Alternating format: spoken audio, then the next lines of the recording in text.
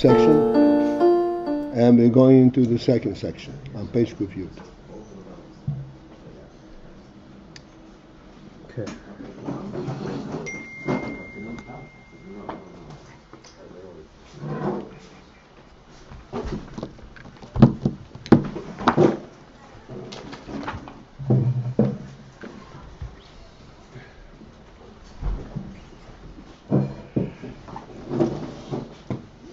Atzilus is a world. Oh, this is too much. Oh, God. What? The wind. Oh, yeah, I really did it, huh? A success. No, I'm just kidding. Thank you. Straight in the air. Cross ventilation. Alhamdulillah.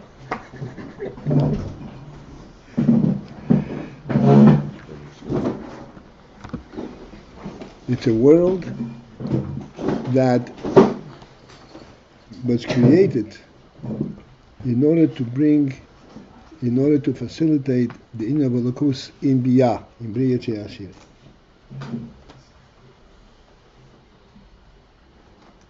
So, to elaborate on this, just one Nakuda. In world, everything has to be presented in some kind of definitive manner. Namely, Chochmah, Bina, Das, presenting Elokus per se, a reality, for world is not a presentation. And we can even draw from our own experience to understand this principle. We look at the earth and we discern what the earth consists of. There's hills and there's valleys, there's rivers and there's oceans, there's dry land, there are trees. Everything that's on earth we can identify. And we can see that all the varieties of the earth, we see what the earth is about. We can create a map of the earth in detail. Not only in contours, but what is that?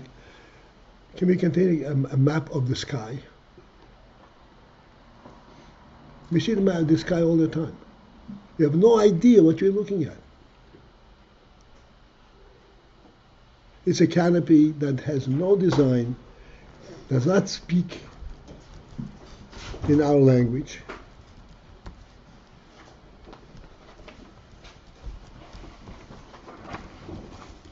It just tells you, I'm here. If you're wise enough, you'll relate to me. If you're not, you won't relate to me. But there's no way I can express myself and give you an assent that you should understand me and be massing me and so forth. There's no way. So the Shomayim, the sky,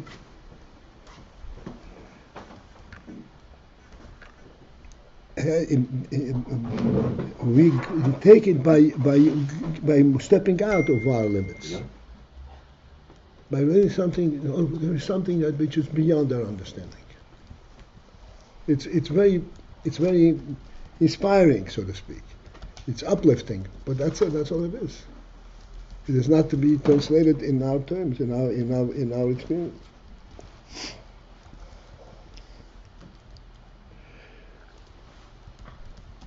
In the creation of the world, so to speak, there was the same dilemma, so to speak. You want to create a world, but to create a world, you have to present it with its elements. You can't create. I want to create a world. It won't say anything.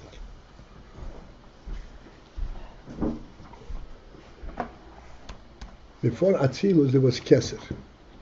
Keser said, I want to create a world. And everything is there. It's a powerful, it's an all-encompassing reality. The world would not come about from that.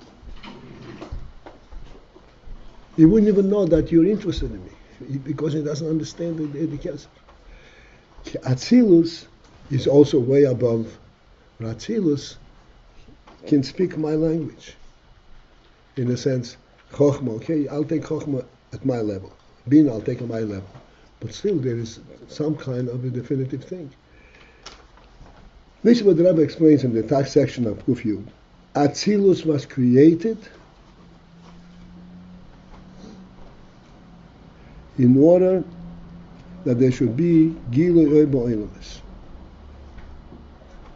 That worlds should be created with some sense of what they are, what they stand for. Even though Atzilus is an Olam Ha'olikus, it's a higher world than Biyah, nonetheless, as a result of Atzilus, there is Gilui Oyer Eliki in Biyah.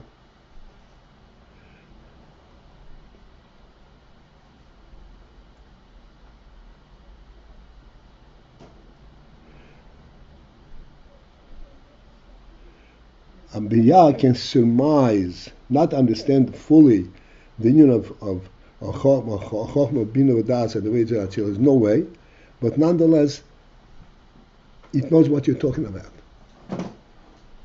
And thereby it can translate that in its own world and recognize that there's a Elokus, that it can also recognize Elokus in its own world. Okay. Again, I want to repeat the introduction to this whole section.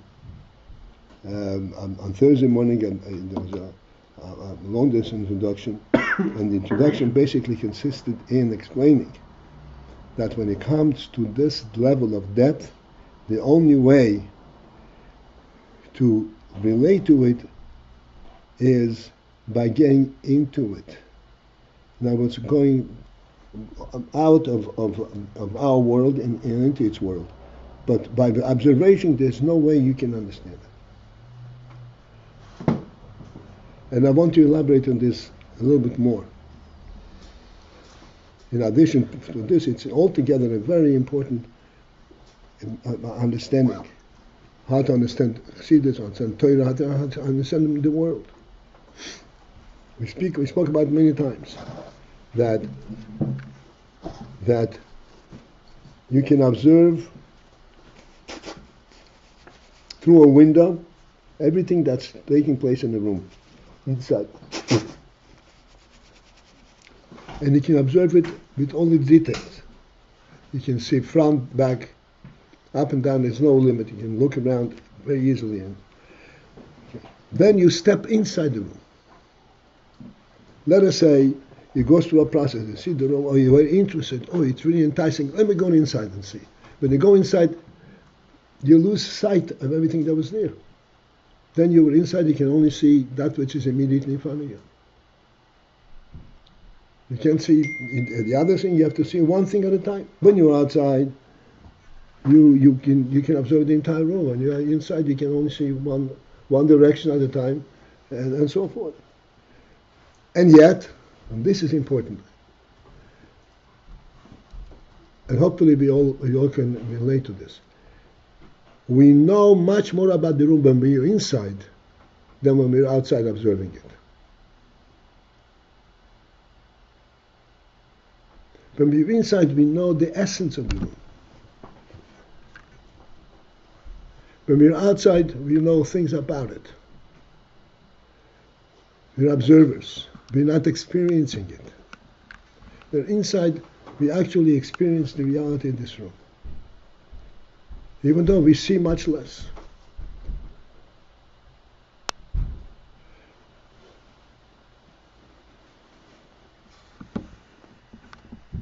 This insider experience, this is the real intelligence.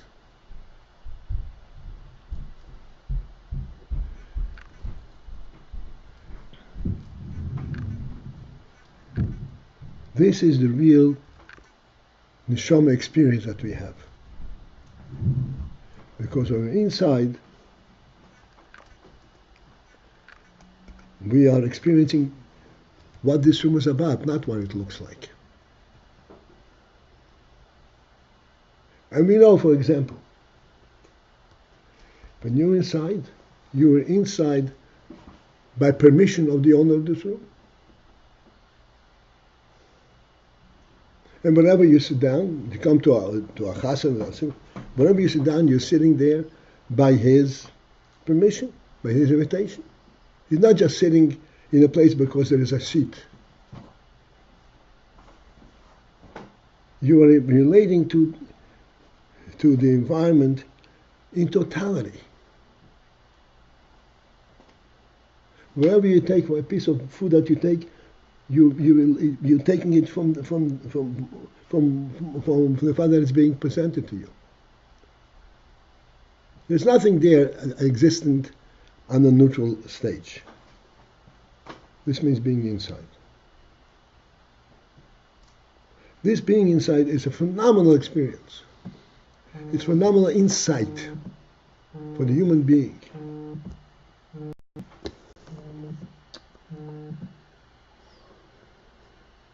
Yeah, Baruch. Hello.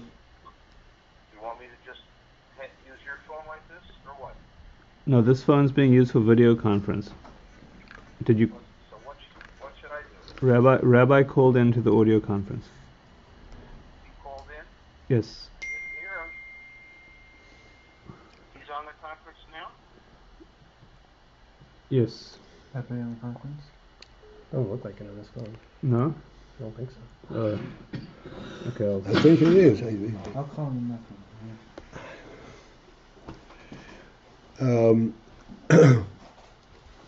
me see.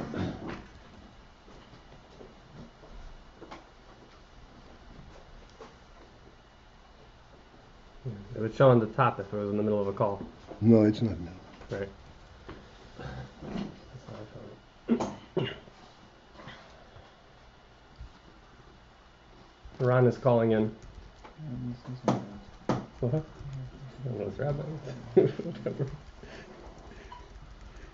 Welcome to ID. Yeah. Yeah. Welcome. At the tone, please record your name followed by the pound key.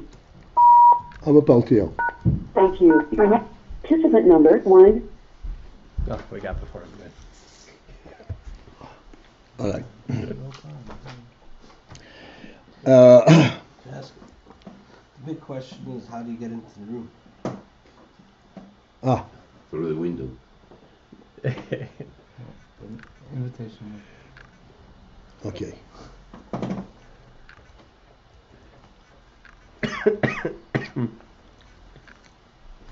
So to answer this question, first I will ask you back, do you appreciate the difference between being an observer and being inside?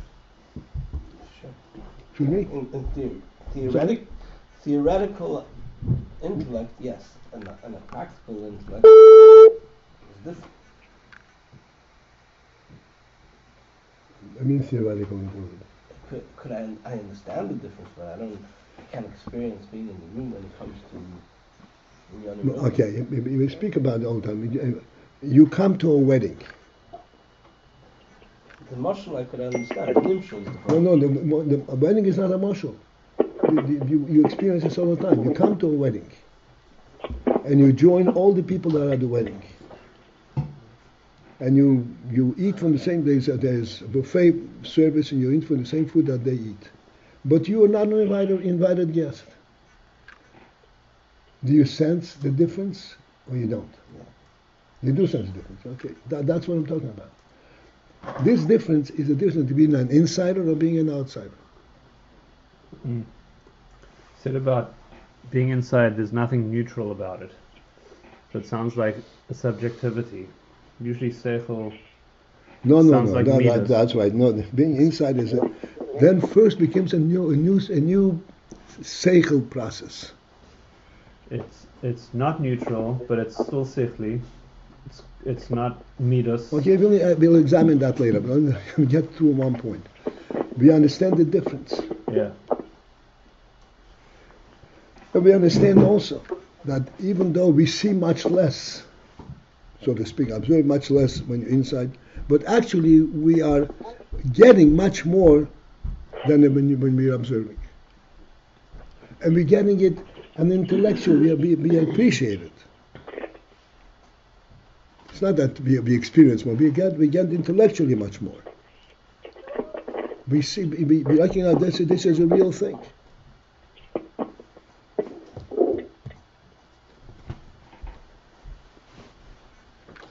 Are you saying that we're trained to appreciate intellect through analytical proof, and you're saying that in essence we're supposed to look for inner intellect with a feeling proof? Just With a what? With a feeling proof? Yeah.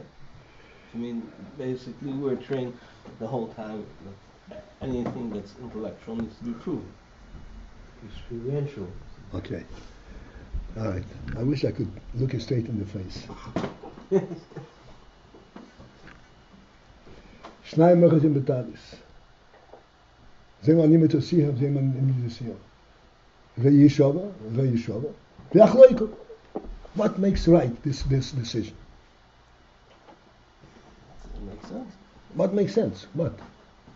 שניים מרחים בתאריס. Okay, they also tell us, who knows? You have no idea what happened. What makes it right?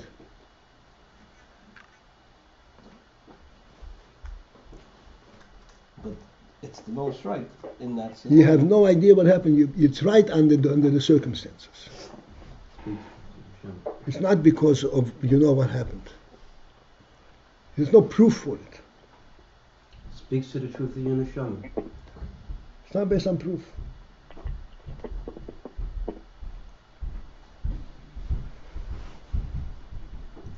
This thing based on proof. It's not you did not were not trained that way. You were trained to say Bereshit bara Elokim et hashamayim v'haaretz, period. End the story. And the reason you are trained that way is because we are learning to people who have an intelligence coming from the neshama. The neshama knows the whole truth. Not only knows the truth, the neshama lives with truth. They cannot live with anything else but the truth. When we start learning, we start drawing and revealing that which is contained in which the neshama stands for.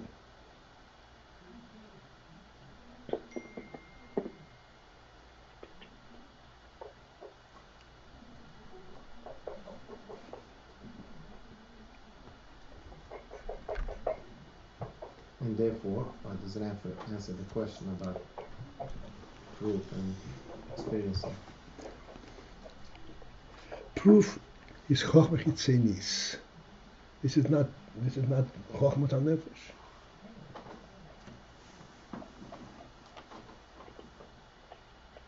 Real chokhmah, like I said before, you observe the sky. Can you explain what you see? So how come you see it?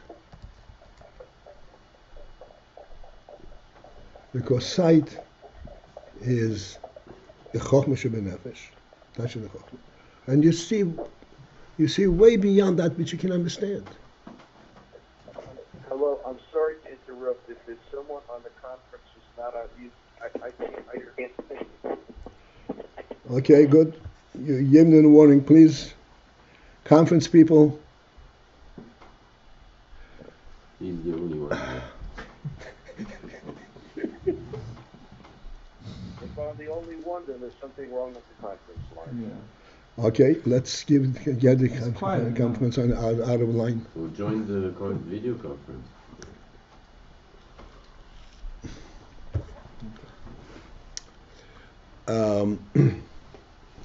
Okay, we got into this and we have to get the sense of it. We have to know, like I pointed out many times. Just recently,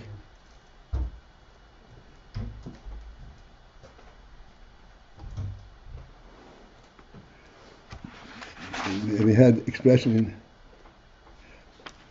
going back on page Kuf Tes, the bottom two lines.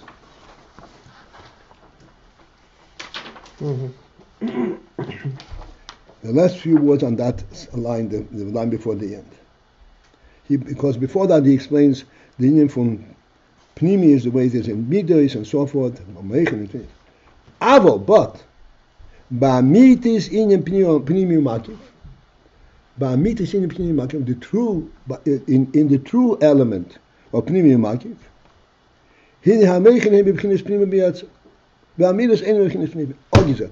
a statement.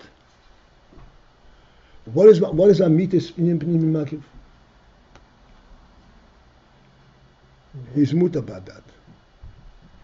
Don't say anything. These words, the Rebbe says, these words are sufficient. You don't need for me to tell you anything more.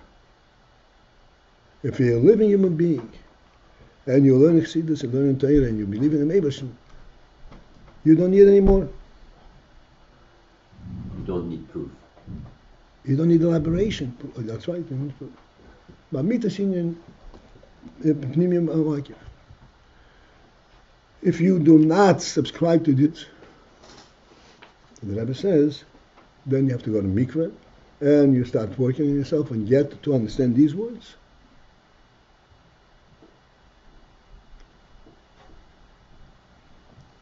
In contrast to whatever else we discuss in Midas and Tfis and so forth. In other words, we are speaking to a neshama level of intelligence rather than to flat goof level of intelligence.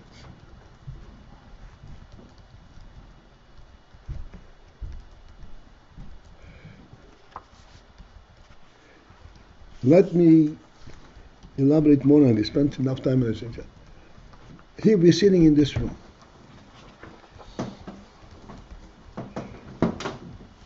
And there is a piece of furniture in this room. Each piece of furniture needs a place to stand on. Otherwise it couldn't be here.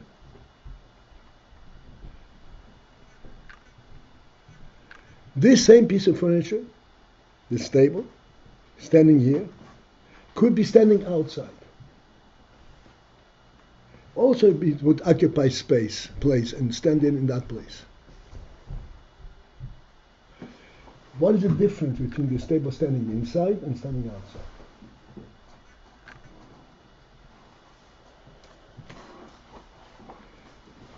Please tell me if you can follow this, if it strikes you. Outside, you would not be standing in a place; you would be standing in vacancy. Inside, it's standing where it belongs. It's standing in this place. It's a different kind of a presence. Even though it stands in... It's not invited. It's not invited. There it stands in open space, in undefined space. Here it stands in a defined place, and it is defined for it. Physically, you can't tell the difference. Who can tell the difference? Who can tell the difference? Who can tell the difference between context and no context? Context is already an analysis. Reality. Right. So when we say the table is in when you its say place, context, we're not talking about the defined element. When you say context, you're already going back to, so to speak, to Fine. a world level intelligence. But in that comparison between outdoor table and table inside in its right place, the point there was when it's in its right place, it's in a setting that is infinite. Oh, that's it. The depth is that we are really into, not context. Okay. Context is a circumstance. This is the depth. It has a real place there. Right, like the sky. What is context? What is that? It's like relative. Context means circumstance. It's in its right situation by the indoors, contrast to outdoors. I gave a very simple illustration of by real place. A table in your home and the same table outside. The outside table, if it breaks, you take the piece of wood and throw it in the garbage. The table in your home, if it gets broken, you fix it. You bring another table in its place.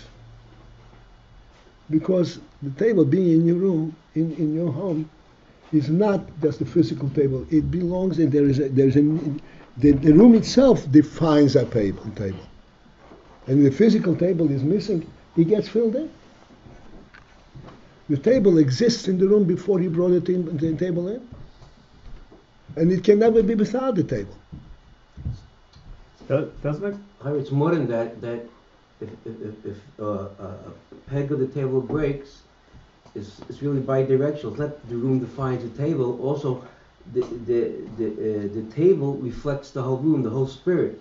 So if a leg breaks, you don't throw it away because it's more than just a leg. It's the whole spirit of the room. Well, if it's a broken leg, you do throw it away. Inside. You're not so apt to throw it away. You don't throw the rest of the table away. Okay, do we understand the principle? It's a different kind of a presence. Even though it's a physical presence, but it's not based on the physical accommodations.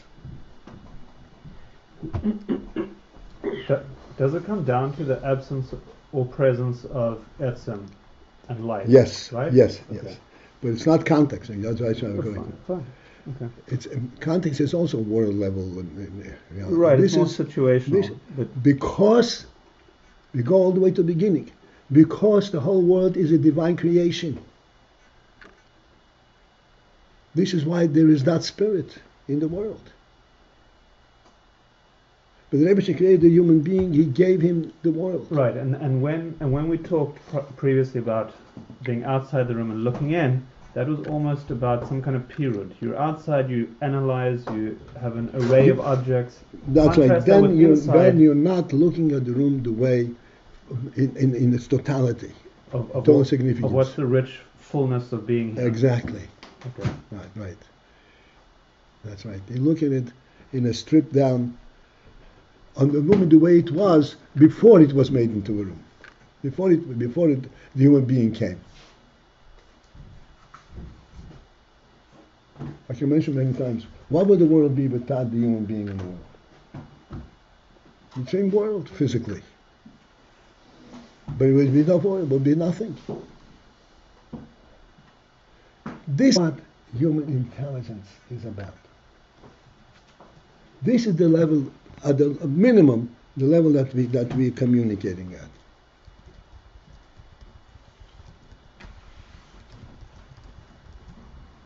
Not on the basis of proof, on the basis of necessity, on the basis of what it's about, of will.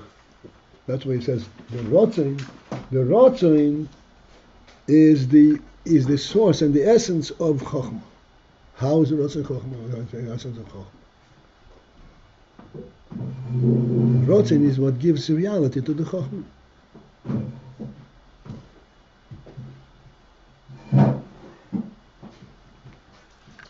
It was mentioned last week that when we see someone holds a cup, we don't see the physical part, we see the intent, and That's that right. intent was being said as Chokhmah. So why intent is called Chokhmah? Because it's based on the Ratzon?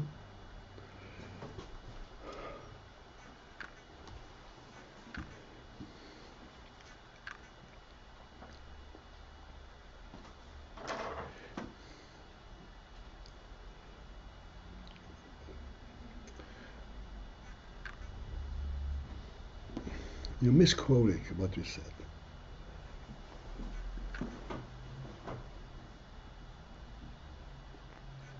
It is with your chokhmah that you see the intent. Because chokhmah looks at the reality of things. Yeah, but the point was that the world is imbued with chokhmah ben adas. So we see with chokhmah, the chokhmah, that's it. No, I'm saying again. You asked about the chokhmah relates to the intent. Because we are chokhmah, we see the intent. We said, yeah, okay, but we Chokhmah said- does not. The intent is not Chokhmah. The intent is the Rotzen. But Chokhmah identifies with the intent. with the Ratzon. With the intent, yeah, But with because- with the Rotzen as it translates in Chokhmah. It did seem like on Thursday we had, if it was just his midas to make the world, you wouldn't sense him, but it's kind of his seichel. That's We okay. maybe I must No, it's okay. that's quoting as well. We need the Bracha B'Yitzchak Tani. Okay. Let's put it this. Let's understand. You have a rotzen, and in order to express a rotzen, you're holding up this cup. The cup is not the rotzen. The cup is a translation of the rotzen on action or in chokhmah. It's not the rotzen. So when I pick up the cup, where is the Chachma here? I have the Rotzen to pick it up. Is there anything on my side? Chachma? Yeah, that you know it's mine. What is the what is the message that you're trying to tell by holding it up? Let me say very simple. I want to drink. And in order to drink, I put my water in the cup and drink. Does a cat drink from a cup? What's the difference? Why can't I drink from the floor? You can't. I can't. I could. Why don't I? Because of chokhmah. Because my seichel tells me this is not the way for me to drink. In that respect, this is developed from chokhmah. But this chokhmah is drawn upon the rotzen. What is the rotzen? Rotzen that I want to be a human being. I don't want to be a cat. So it's the Chachma which translates that what's on That's to right. the world. That's right. So slowly we'll be able to start learning.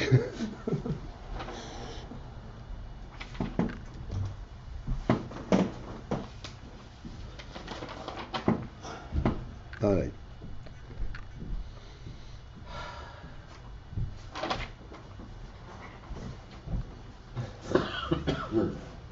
Okay, so let's go on page Kufyuv, the second section. Again, I'm alluding to the introduction that we spoke on Thursday. In order to understand whatever we're going to be learning now, we have to actually, so to speak, translate our own presence to the level that we are going to be discussing. We are going to be talking on things the way they are in the Lakus.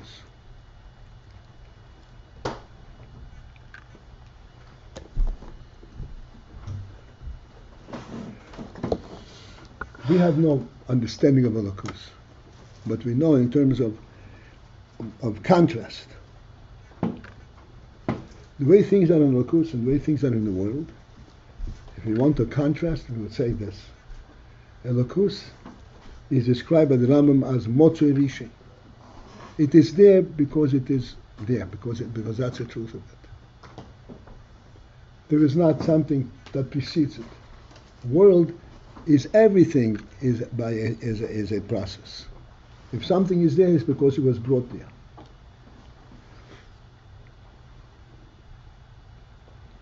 Despite the fact that this cup belongs here, it didn't get here by belonging there. It got here because it was brought there. This is why it is the way it is in world. In the Lakus, everything is there because of its own truth.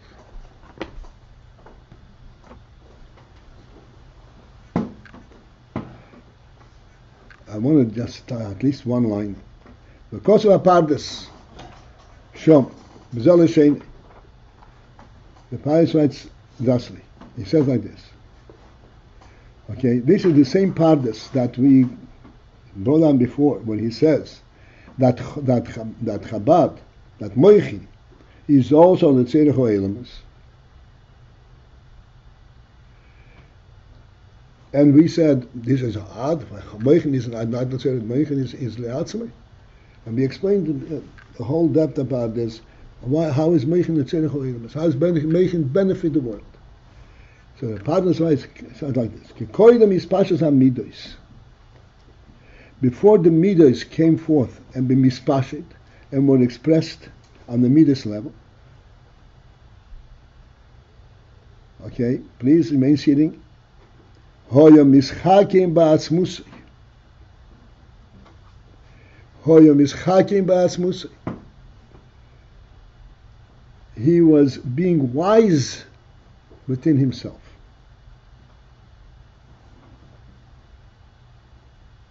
B'chochmosay, and in his chochma, ba'atzmusay b'chochmosay, in his own chochma, ba'asogas atzmusay. In comprehending his own reality, his own self.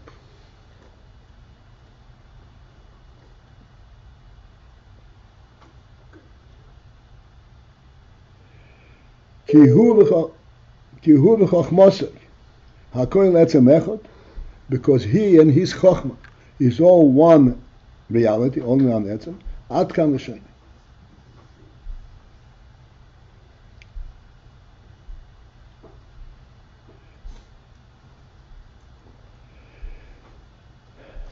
This will be Mitzvah elaborated on.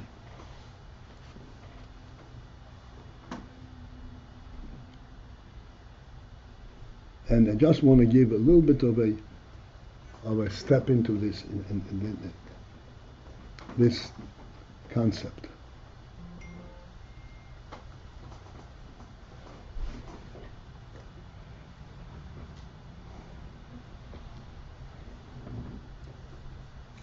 If you want to explain to a child that 2 times 2 equals to 4, or is 4,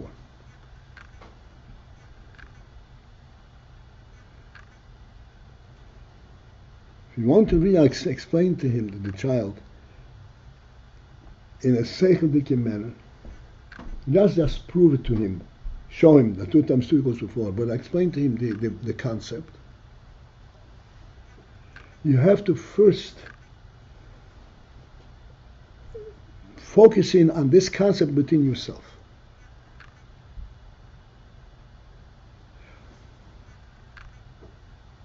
Unfortunately, because of Chochmah Chitzainis, we ourselves lost sense what it means. We also think in these terms. Put it down and count it up. We lost the concept of what it means to multiply things, to add.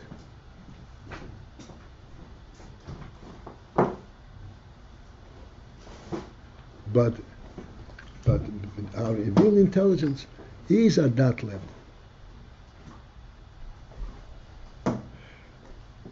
Just one point to illustrate the point. In order to have a minyan, you have to have what? 10 people. Who are the 10 people? What are they? What constitutes 10 people? 10 individual people. 1 doesn't do it. 2 doesn't do it. How do 10 do it? There's still 10 individuals, the same units.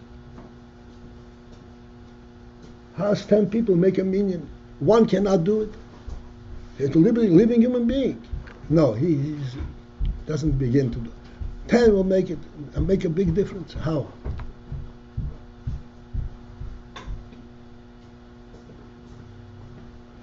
Bishop Baschidis explains that when you have 2, you have what's called an oir hoil al koloma. There's an all-encompassing oir. And there are multiple, the oil company that puts it in a different category.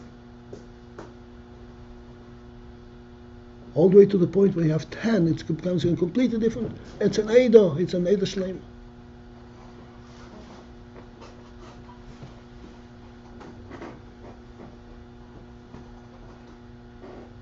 This we can understand if we step into Seichel HaTorah.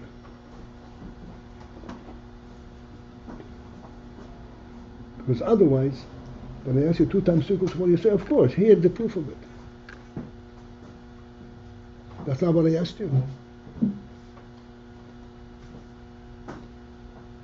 Proof of here I can get myself. I need to understand what it means.